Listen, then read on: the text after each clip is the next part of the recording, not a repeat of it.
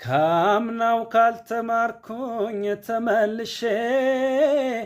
እኔ ዛሬም ተደገመኝ እርምን አላቅብዬን እንደገና አዬ ሰው ማመን ካመመኝ አሃ ሞኞ ልቤ አሃ ያልታደለ አሃ ምን ሊፈይድ አሃ ከታለለ የካብኩት ተናደ ባለማወቅ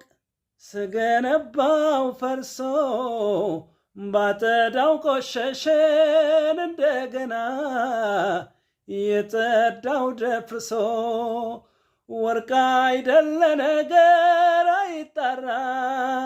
በሳት አልፈትሼው